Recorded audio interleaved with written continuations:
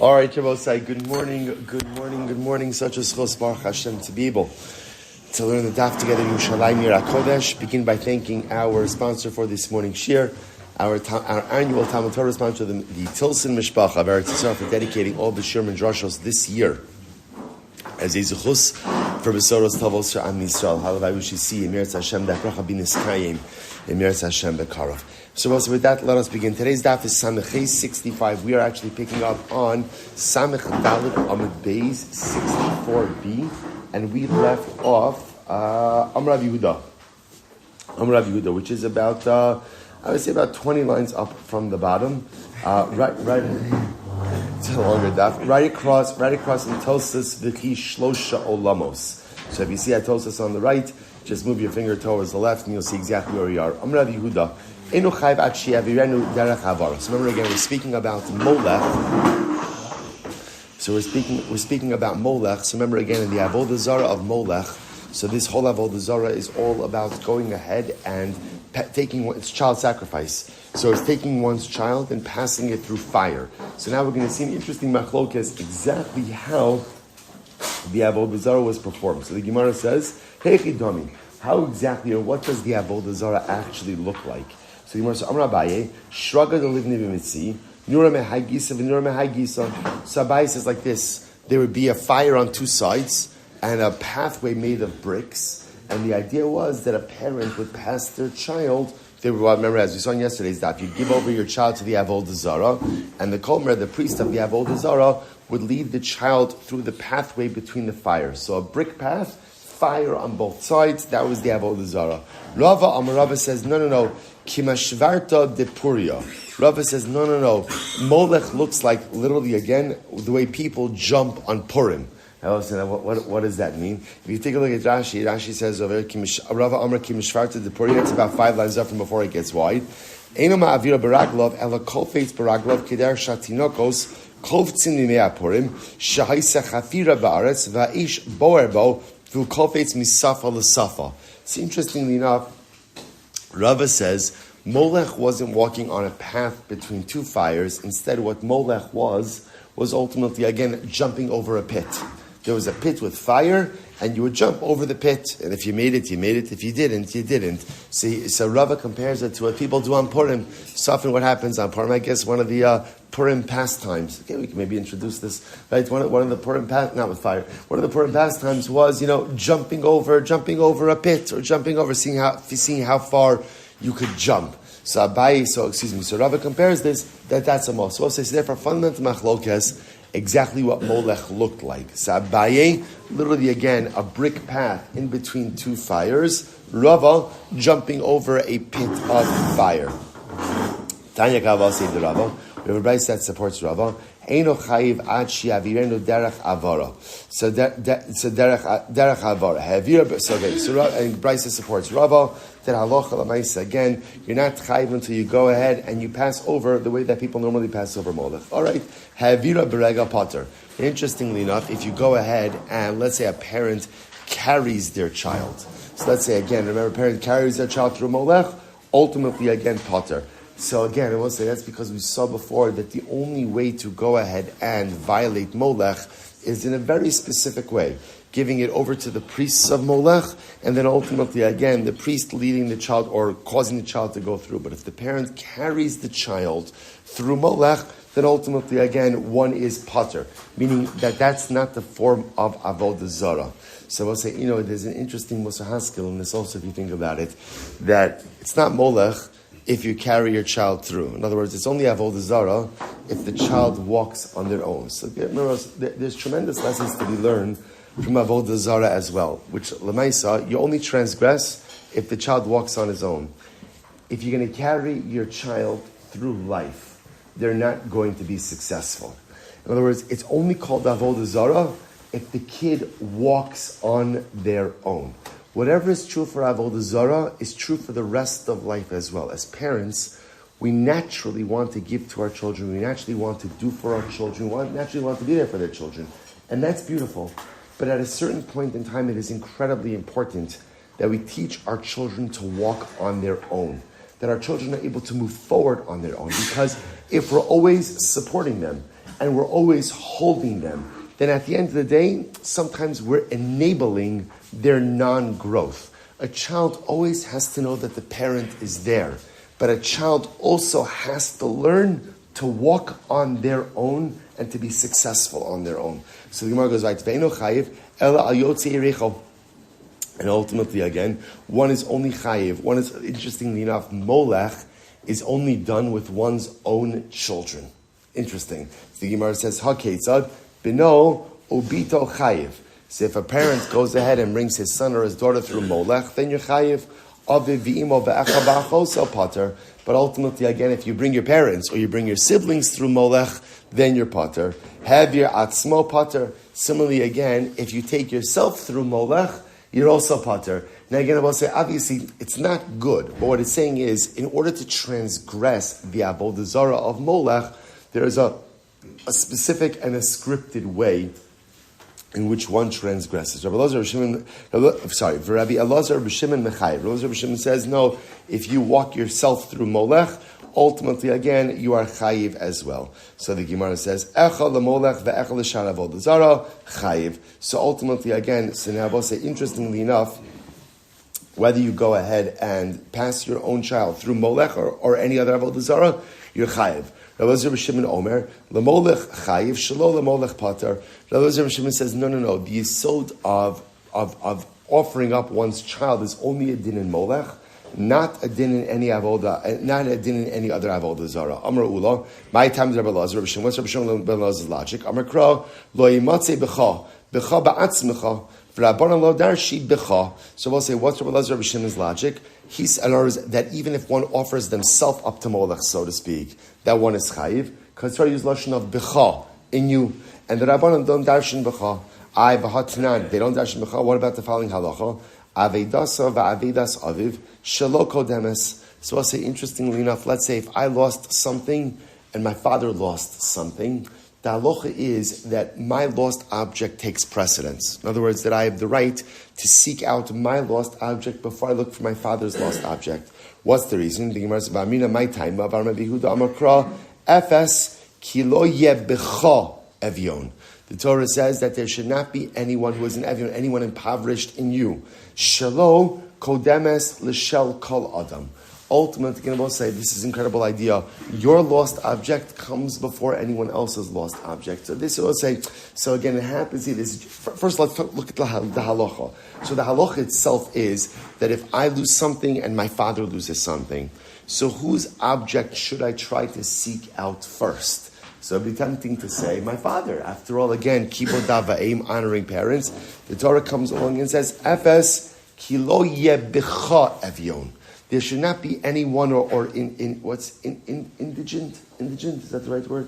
Indigent, right? Impoverished, right? There shouldn't be anyone impoverished or poor in you, which means that ultimately, again, your financial status or your financial well-being comes before someone else's financial well-being. So therefore, again, if it's a question of finding my own lost object or someone else's lost object, even if that someone else is my father, my lost object comes first. My financial security comes before anyone else's. To which the Gemara says, Hasam me'efes. That's because Torah used lashon of efes. Rav Yossi. So again, I just want to point out something very interesting over here, which is this idea that avedasa va'avedas aviv. So we spoke about this, I think, even like our opening night of Yarchei Kala, that, we all have things inside of us that are broken, and we all have things inside of us that are lost. But there are other people around us also who have things that are broken and things that are lost. The Gemara is telling us that halacha l'maisa, first repair that which is lost and broken inside yourself. Deal with that first before you deal with the world around you. Because if I walk around as a broken person, it's going to be much harder for me to repair the things that are broken all around me. But if I fix that which is broken inside of me, if I find that which is lost inside of me first, then ultimately, again, I have the ability to help repair that which is broken around me and to help to find that which is lost around me as well. But if I never take the time to repair myself, if I never take the time to go out and find that which is lost inside of myself, it's very hard to affect change all around me. It's like this, there's this incredible tension for the Jew about being there for myself, but being there for other people as well. And on one hand, sometimes the best way to repair yourself is through helping other people, but sometimes there's this recognition that as long as I am in a state of disrepair, as long as I have not yet found my Aveda, what's missing from me, it's very hard to affect change. So there's this dialectic. You can't just be there for yourself. You have to be there for other people as well. But yet, I really can't be there for other people until I know that which is broken and that which is lost inside of me has really been truly repaired and has really been found. Incredible Gemara. All right, let's go weiter. Says the Gemara. Am Rabbi Yossi Rabbi Chanina. Shalosh krisos ba'avodah zara lama. So we'll say, why is kares mentioned 3 times in the context of avodah zara?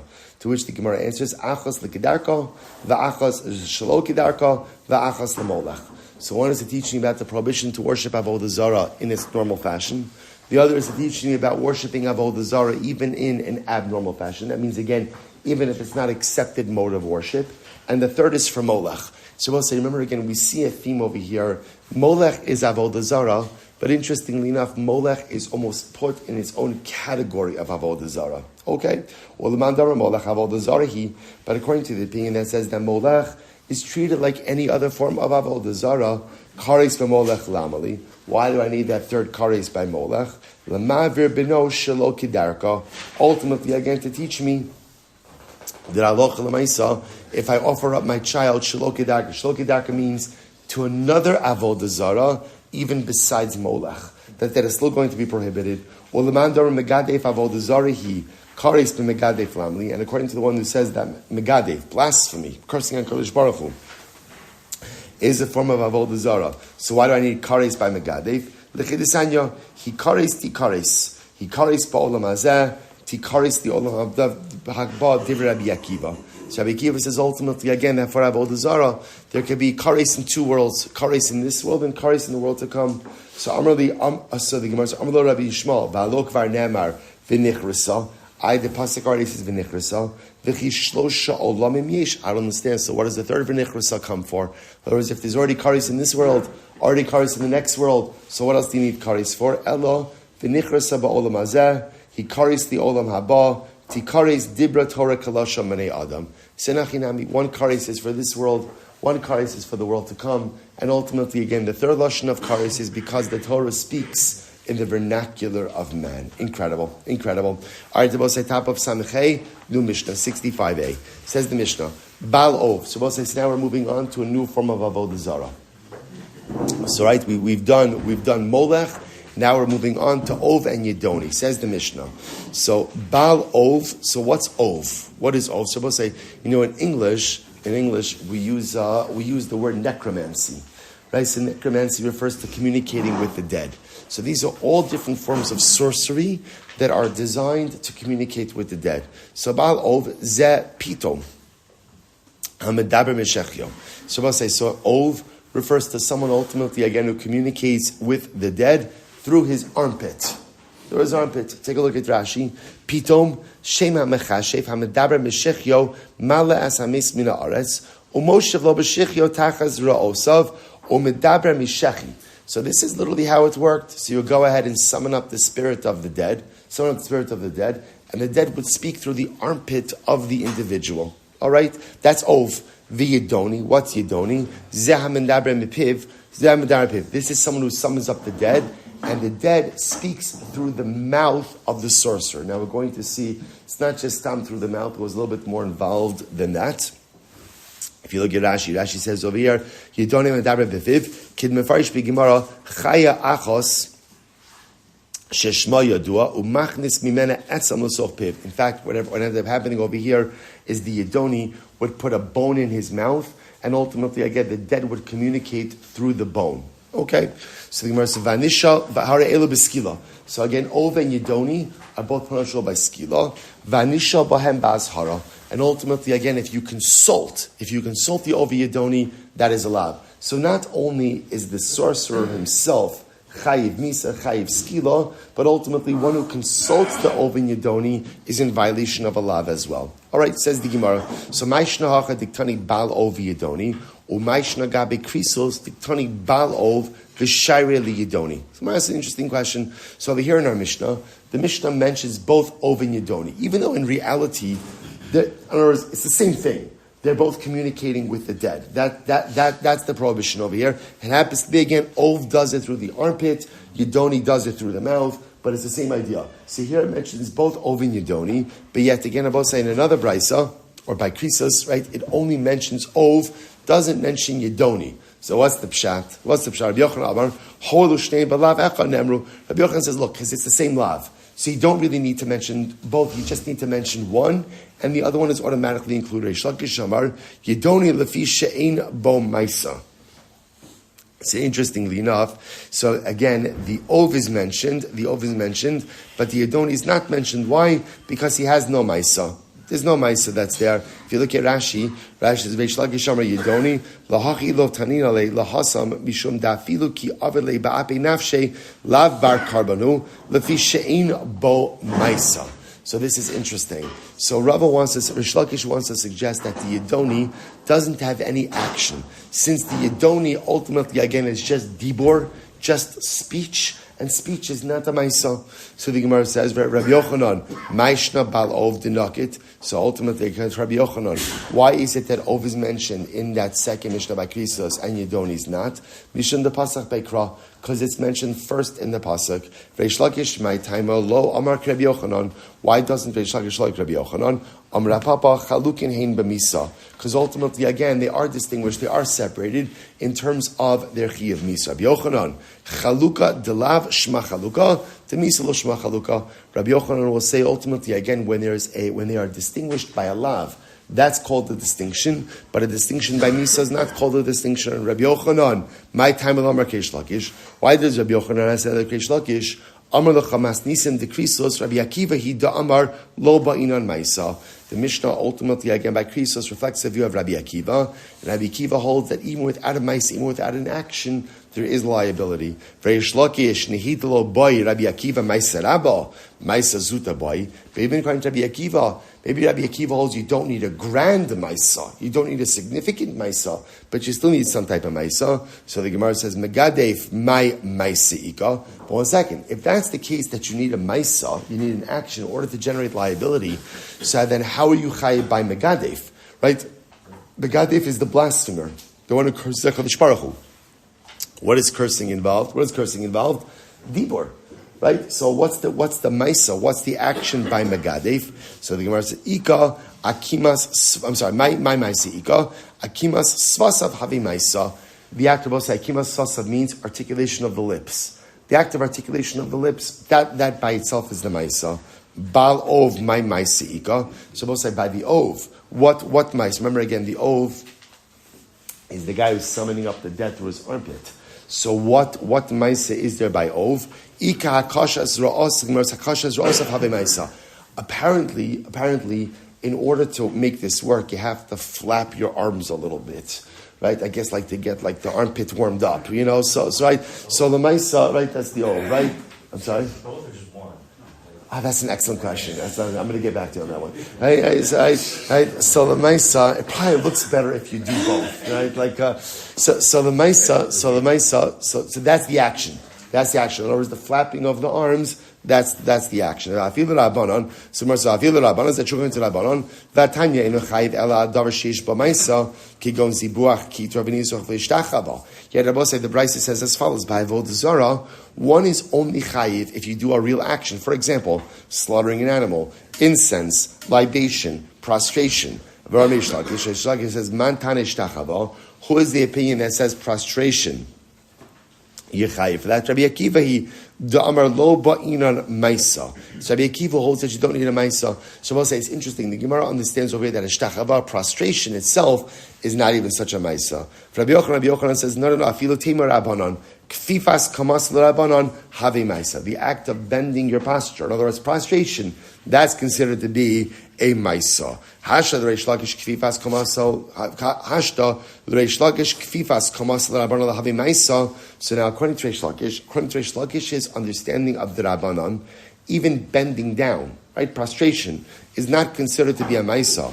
Hakashas zra'osav the bal'ov havi maisa. Could flapping your arms for a bal'ov be a maisa? Ki kam Reish Lakish naim Rabbi Akiva. You're right. Reish Lakish is saying Rabbi Akiva because Rabbi Akiva seems to say really you only need just a very minimal maisa. About the Rabbanon, no. But for the Rabbanon, ultimately, again, one does not need any kind of maisa at all. I'm sorry. According to the Rabbanon, you'll need a greater maisa. Ihachi yatsa megadef ubal. Right? Ihachi yatsa megadef ubalcho mibayle. Ela amar ula b'mekata l'shade. Okay, so Ula says, what's the case over here? The case is where you're actually offering incense to a shade. That's the case. It is a maisa. I'm offering up incense to a shade. Gemara says, 1 second. Amarli Rava, mekata l'shade oved avodas kochavemu. I don't understand. Is offering up incense to a shade, is that considered to be avodah zara? In other words, it's actually interesting.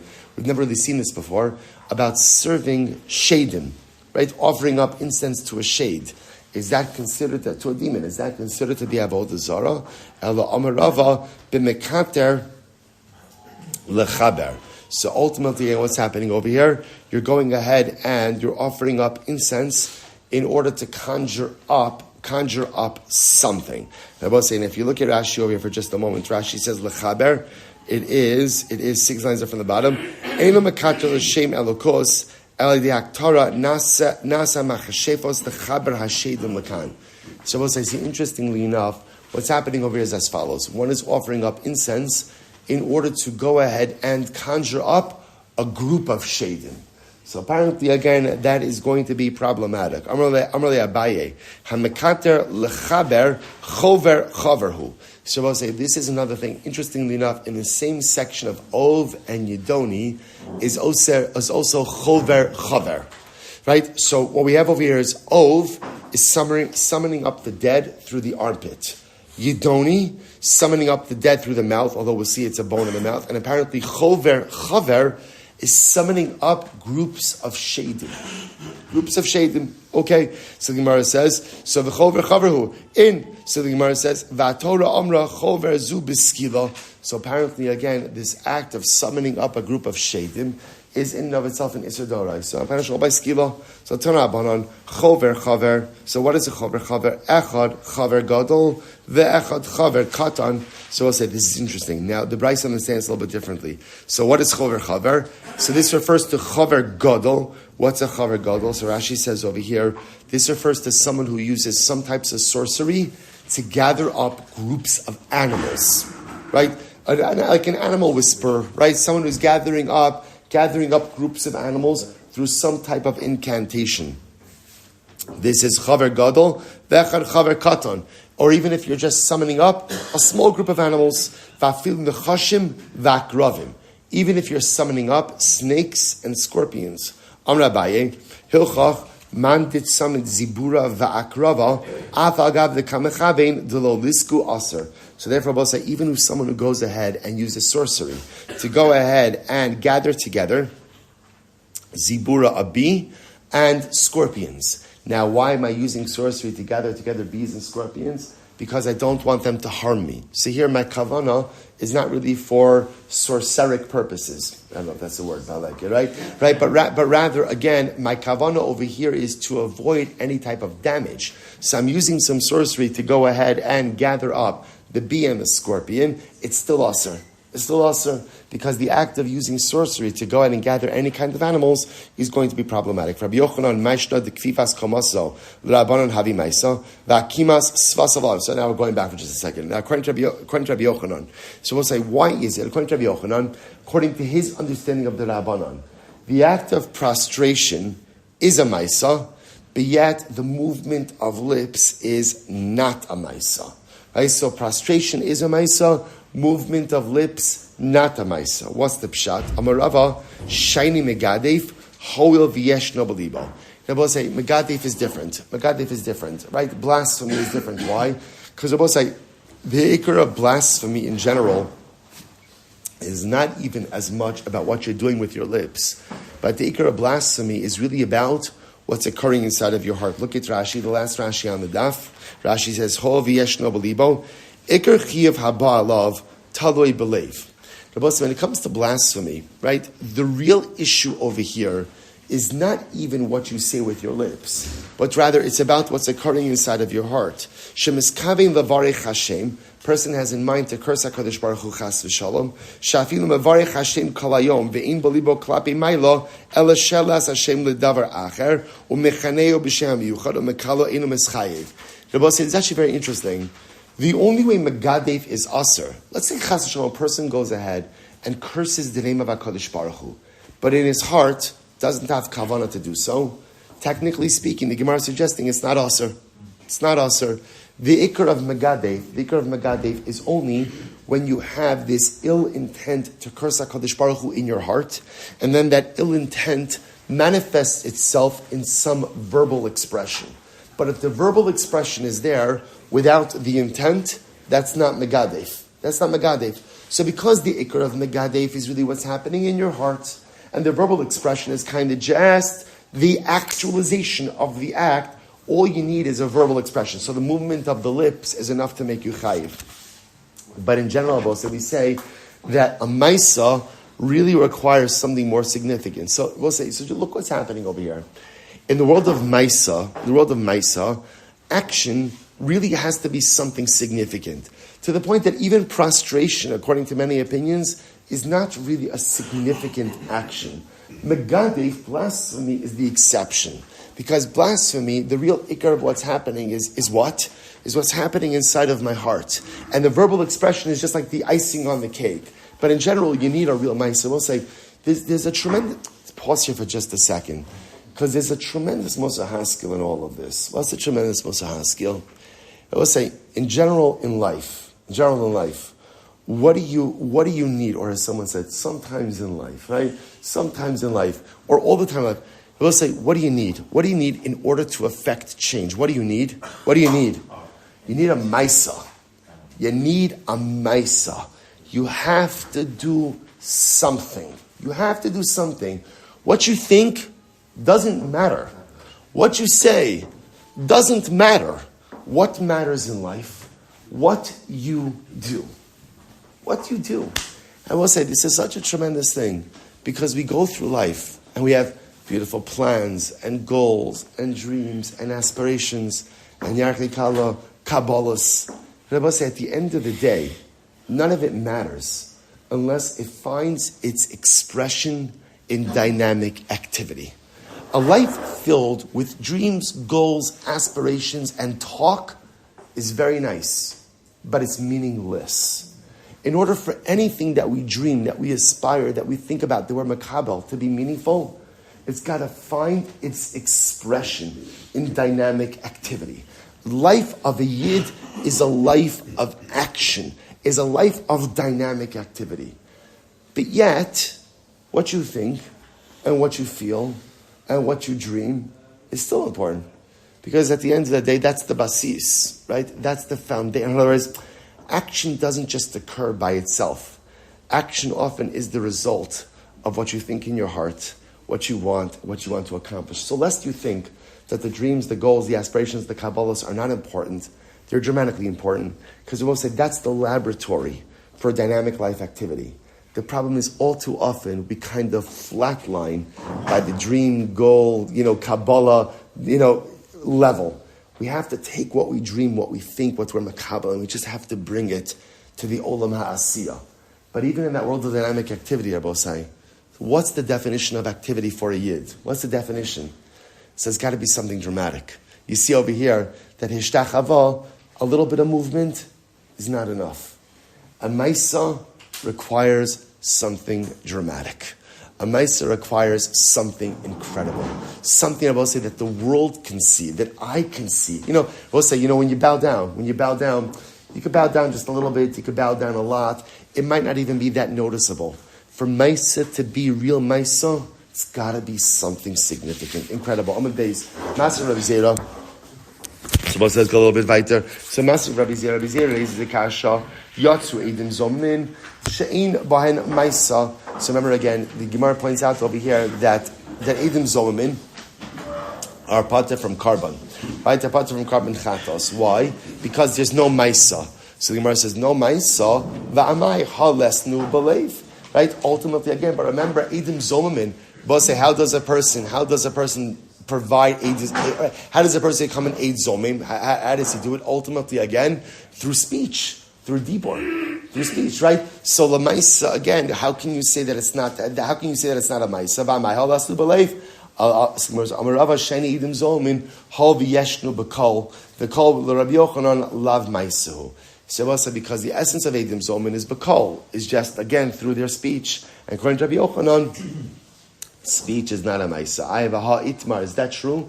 That kol, that a voice is not a maisa. But listen to this. The Gemara says, chasma b'kol, v'nhiga b'kol. So this is very interesting. I will say the halacha is that when your animal is threshing, you're not allowed to muzzle it. Lo sachsum shar b'disho. Right? So my animal is threshing. You have to allow the animal to eat while it's threshing. You're not allowed to muzzle it. So let's say my animal is threshing, and I yell at it. I said, don't eat. Don't eat. So sometimes I guess I've never done this before. Might be a good yachikal activity, right? But Lamaisa, hello, could we get this in today? Right? So apparently, I guess if you yell enough, right, the animal gets scared and doesn't eat. That's called chasma b'kol. I'm muzzling the animal with my voice. Or for that matter, again, let's say I go ahead and I put two different species of animals under one yoke. And I say, move. Right, so the mice again, then they move. So either I muzzle the animal with my voice, or I move them together with my voice. So that's kilayim. The halach is yechayiv. But 1 second, I've only done an action with my voice and nothing else. Yet you see that you're still chayiv. What do you see from here? That again, that which you affect by your call. I'm saying, but today when you go and you speak to your phone, you can do this. I consider it my service. Right, the Ma'aser. So we have a voice activated. So you see that call. Ultimately again does affect change. So what's going on over here? Rabbi Yochanan says, "B'chasma b'kol v'nhiga b'kol." Rabbi Yochanan Amar Chayiv Reish Lakish Amar Pater. Rabbi Yochanan Amar Chayiv Akimas Piv Havi Ma'isa. Rabbi Yochanan says you're chayiv. Why? The act of going ahead and curling your lips, right? Movement of your lips is considered to be a ma'isa. Reish Lakish Amar Pater Akimas Piv Lo Havi Ma'isa. Reish Lakish says your pater, because Reish Lakish says the act of moving your lips is not a ma'isa. So no, it could very well be the Eidim Zomin is different. Why are both saying?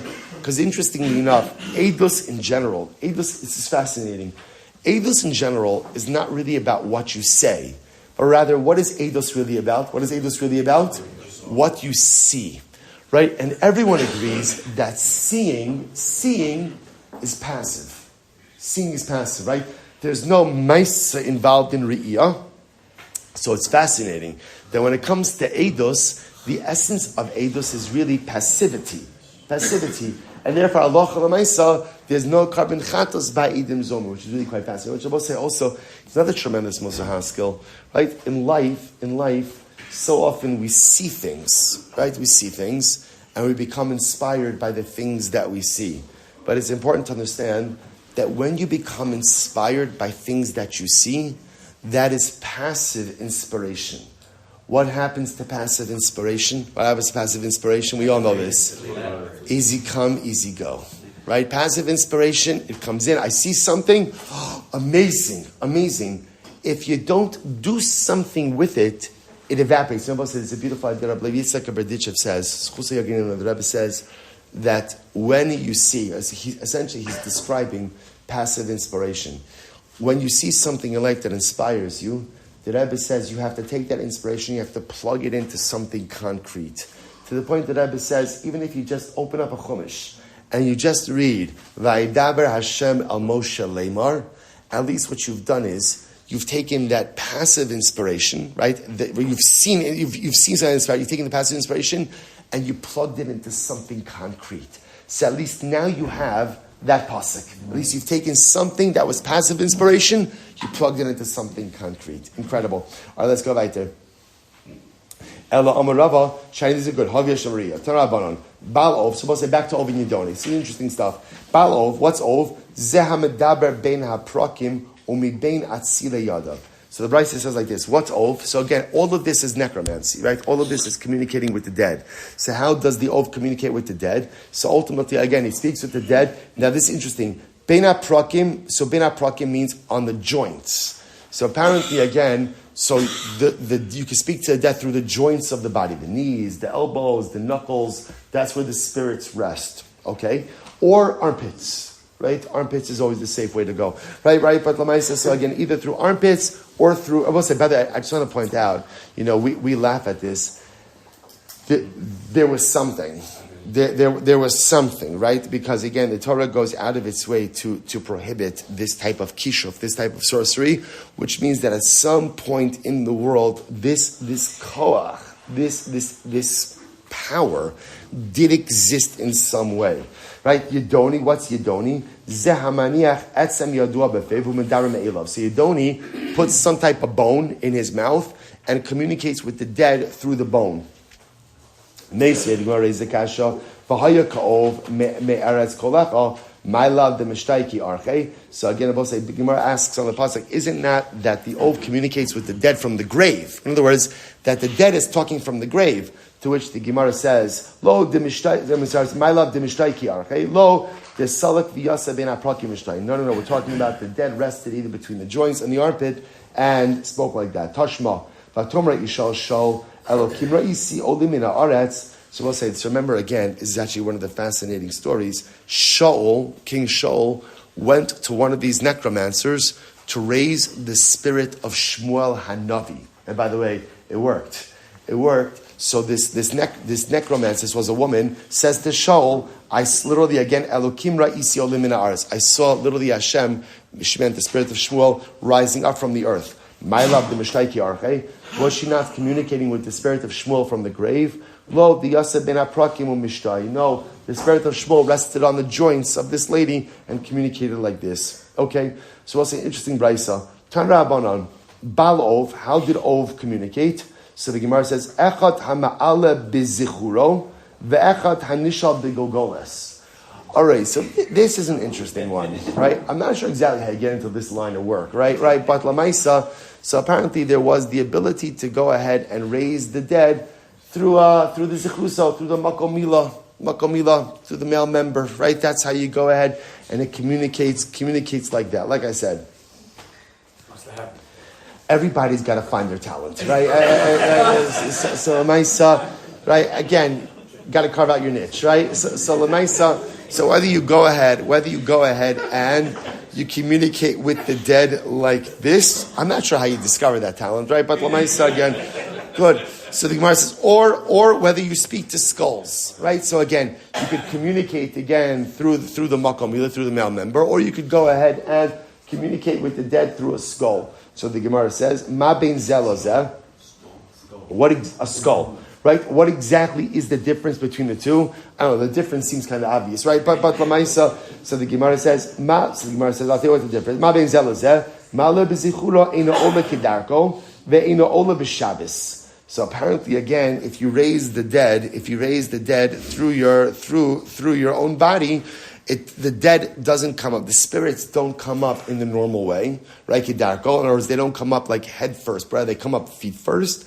Furthermore, again, apparently it doesn't work on Shabbos. Okay, nishal bilgulgolas. But if you summon up the dead through a skull, ola kedarko, the spirits come up in the normal way. Va'ola b'Shabbos, and ultimately, again, and they come up on Shabbos as well. The Gemara says, "Ola lehecha salik hakamei manachle." What are you talking about? If you're talking to a skull, what is about the spirits coming up? The skull's right there in front of you. You're right. What it means is, if you raise the dead through a skull, it means again, ultimately, and the dead and the dead communicate in a normal way, and also communicate on Shabbos. Okay, so we'll say the Gemara tells an incredible story over here. Va'af she'elazu shal Turnus Rufus es Rabbi Akiva. So we'll say Turnus Rufus. Turnus Rufus was a tremendous Rasha. Right? Also went ahead, Greek general. So I had this conversation with Rabbi Akiva. What did he say? Amar lo, Uma yom mi yomayim. So the Gemara says, Turnus Rufus was asking Rabbi Akiva the following shaila. He says, you Jews say that Shabbos is a unique day. What makes Shabbos so special? What makes Shabbos so special most of the days? Amar lo, Uma gever miguvrin. Rabbi Akiva said to Turnus Rufus, what makes you more special than other people? Right? Why are you more, right? You're asking why Shabbos is more special than other days. I'm asking you, Turnus Rufus, why is it that you are more special than other people? Amrle, Demarit Savi. So Turnus Rufus says, because the Caesar, right, or my ruler appointed me as a chashav a person. That's what makes me, to which Rabbi Akiva responded, Shabbos nami Demarit Savi. Okay, so your ruler said that you're chashav, that's why you're chashav. So our ruler, HaKadosh Baruch Hu, said that Shabbos is chashav. And because our ruler said that Shabbos is chashav, that's why Shabbos is going to be chashav. Amrali hachi kamin alacha. Turnus Rufus says, no, that's not what I'm saying. That's not what I'm saying. I'm asking as follows. Mi yemer daha'idna shabsa. How do you Jews know that you have the right calculations? How do you know that the day you say is Shabbos? Maybe you got your count wrong. And maybe tomorrow Shabbos, maybe yesterday Shabbos. How do you know? Amar Lahu, so listen to this. Rabbi Kiva said like this. Rabbi Kiva, Nar Sabbatyon Yochiach. So he says the Sabbatyon River proves it. Because apparently Rashi points out over here, the Sabbatyon River was a very turbulent river. But on Shabbos, it was tranquil. Isn't that incredible? On Shabbos, it was tranquil. Right? Bal Ov Yochiach. The Ov also proves this. Why? Because the Ov could summon up the dead 6 days of the week, but the Ov can't summon up the dead on Shabbos. Kivro shel Aviv Yochiach, shein ma la'ashan b'Shabbos. So listen to this. Furthermore, Rabbi Akiva says, Turnus Rufus, your father's grave will prove this. Why? Because he says, Turnus Rufus, go to your father's grave. Every day of the week, your father's grave, there's smoke emanating from your father's grave. Why? What did that show? Turnus Rufus' father was a big Rasha, and he was burning in Gehenna. So again, said the halacha is that Gehenna, right, those who are in Gehenna, so they suffer in Gehenna Sunday through Friday. But on Shabbos, everyone gets a respite from Gehenna. So he says, Turnus Rufus, go to your father's grave on Shabbos, and you'll see the smoke is not coming up. The smoke is not coming up from his grave. Amar lo, so Turnus Rufus was very offended by this. He says, Biziso, Baishto, Vikir You have embarrassed you have degraded my father, you have embarrassed my father, and you've cursed my father. So as I say, interestingly enough, apparently Turnus Rufus was very offended by Rabbi Akiva's statement. Very offended by Rabbi Akiva's statement, and halacha l'maisa was taken aback by that. All right, Shoel Ov, Hainu Darish Alamesim. The Gemara says, isn't it the same thing? Shoel Ov and Darish Alamesim. The pasuk is repetitive, isn't it? Isn't it the same thing? Dorish Lamesim Kidisanya. The Dorish Alamesim. So this is incredible. What is Dorish Alamesim? Zehamariv Atzmo Baholit Falam Beis Hakvaras Kadesha Tishra Alav Ruach Toma. So Dorish Alamesim is someone who starves himself and goes to sleep in the cemetery. So why does he do this? In order that the spirits will rest upon him and he'll be able to go ahead and have a little bit of a power of kishuf. So this is apparently how people try to acquire powers of sorcery. It's incredible. When Rabbi Akiva would get to this pasuk, he would cry, Hayabocha. And he would say as follows, if someone who goes ahead and deprives himself of physical enjoyment of eating and goes to sleep in the cemetery could have this access to these impure power.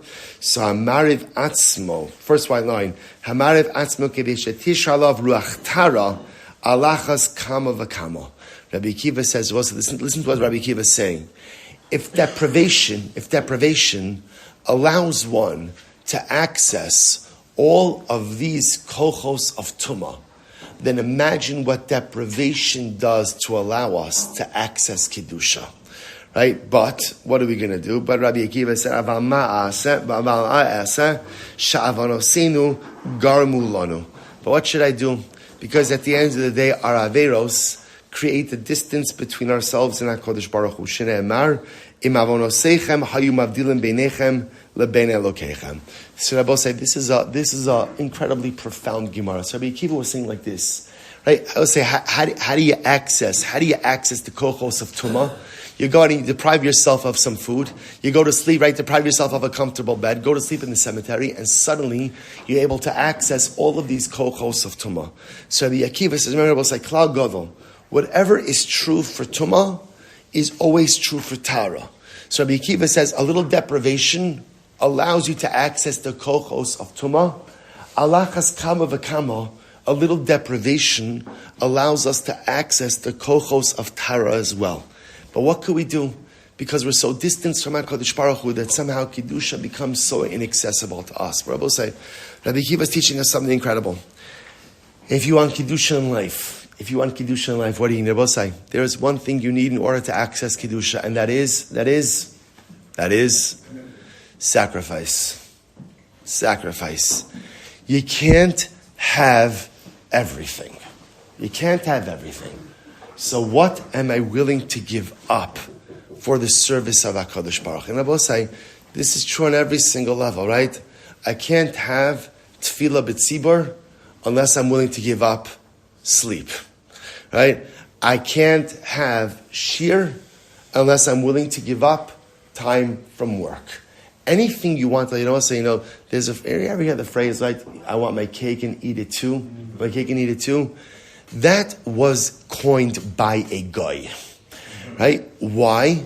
Because Yidden don't believe in that. You can't have your cake and eat it too. You could have your cake. It's like in life, right? You can't have your steak and have ice cream for dessert. You have to make a decision. You have to choose a team. Life is filled with a series of sacrifices. The greatest disservice that we do about is, a lot of us, I kind of don't want to make a commitment. Why? Because I want to leave all of my options open. Sometimes if you think about it, our greatest challenge in our relationship with HaKadosh Baruch Hu, we'll say, what do we say, right? If we had to look at the conversation we have with God, how does it go? It goes something like this. I love you so very much, but, what's the but? I'm not really ready to settle down. I have commitment issues. I think we should see other people, right? In other words, it's not you, it's me. I'm not ready to commit to you. Why? Because commitment to HaKadosh Baruch Hu comes with a whole series of sacrifices. And I'm just not willing to sacrifice. Well, if you're not willing to sacrifice, there's no Kedusha. If I'm not willing to give up certain things, then by definition, I'm going to be unable to advance my life agenda. That's how Rabbi Akiva cried. If we only realized the sacrifices we need to make in order to become the people we are truly capable of becoming. But yet, Rabbi Akiva says, we're just unwilling to make the sacrifices. And he cried. Because if we would just be a bit more courageous, if we would just be a little bit braver, if we would just be willing to identify the things that I know I need to offload, in order to acquire the Kedusha that is truly waiting for me, there is no telling who and what I could truly become. Rabbi Akiva cried because Rabbi say, the ability to sacrifice and reap the benefits of those sacrifices is an opportunity that is waiting for us each and every day. We just have to find the courage. We just have to find the ability to identify the sacrifices, make the sacrifices, and be ready to embrace the Kedusha that is waiting for each of us. So we'll stop over here for today. Shkoyach, everyone. Tremendous daf.